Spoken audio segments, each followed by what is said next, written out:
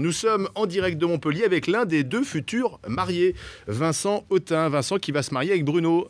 Bonsoir, j'imagine que vous êtes en train de mettre au point les tout derniers préparatifs. Demain, vous allez vous marier donc devant la mère Hélène Mandroux. Votre mariage, c'est aussi un acte politique ? Ah non, c'est absolument pas un acte politique puisque le mariage est ouvert à tout le monde, c'est-à-dire aux citoyens et aux citoyennes. Donc ça n'a rien d'un acte politique, c'est un acte d'amour avant toute chose. Non, je disais ça parce que vous êtes aussi engagé au sein de l'association LGBT. Ah oui, je suis un militant au sein des associations LGBT, mais je ne suis pas un homme politique. Donc je fais du militantisme dans l'objectif de faire en sorte que notre pays soit toujours plus moderne et toujours plus proche de ses citoyens. Et c'est tout le sens du combat qui a été le nôtre sur l'égalité. Alors, à la veille de ce mariage historique, parce que c'est le premier mariage entre deux hommes célébré en France, dans quel état d'esprit êtes-vous ? Écoutez, on est plutôt joyeux, on est heureux, un petit peu de stress chez Bruno, moi également, et on est surtout très entourés. Voilà, nos familles viennent d'arriver à Montpellier, donc on est en train de les recevoir en ce moment et de passer du temps avec eux. Donc ça fait du bien. Non, on est tous détendus, on est tous très impatients de se dire oui demain. Craignez-vous des débordements ?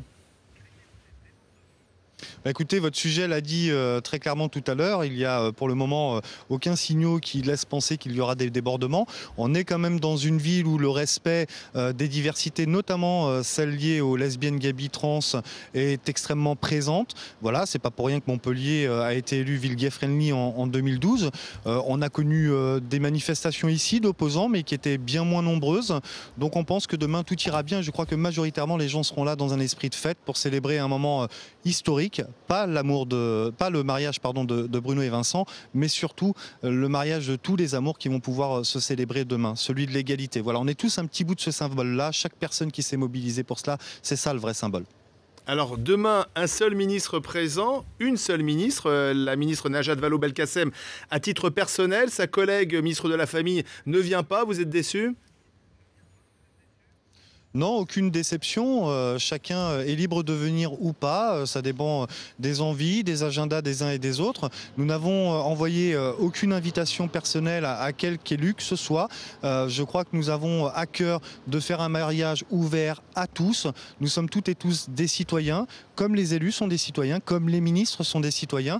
Et de ce point de vue-là, chacun peut venir à ce moment particulier que nous allons vivre, Bruno et moi bien sûr, mais que nous allons vivre plus généralement tous ensemble. Voilà, donc si Dominique Bertinotti est là, nous en sommes très heureux. Si elle ne peut pas venir pour des raisons qui lui appartiennent, nous le respectons et nous n'avons pas voilà, de volonté manifeste d'avoir tous les ministres du gouvernement à notre mariage. Souhaitez-vous ensuite, après ce mariage, donc adopter un enfant avec votre compagnon ? Oui, la question de fonder une famille avec Bruno s'est posée bien avant même le mariage.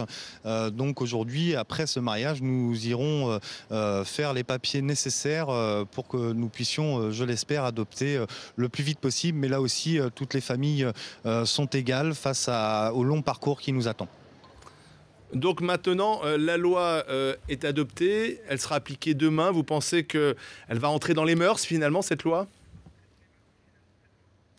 Oui, je reste persuadé qu'elle rentrera dans les mœurs parce que c'est vraiment une avancée significative et majeure dans notre pays. Voilà, on a connu les mêmes débats et les mêmes oppositions du temps du Pacs et aujourd'hui, personne ne remet en question le bien fondé de l'existence du Pacs. Je crois que ce sera vraiment la même chose pour le mariage. Je pense que dans 10 ans, personne ne reviendra en arrière. Tout le monde nous promettait une apocalypse au lendemain de la promulgation de la loi, mais aujourd'hui, on s'aperçoit que nous sommes toujours là, quelques jours après sa promulgation. Merci Vincent Autain et bon mariage donc. Bonne festivité demain. Ça sera bien sûr à suivre sur BFM TV la couverture de cet événement à Montpellier. Dans un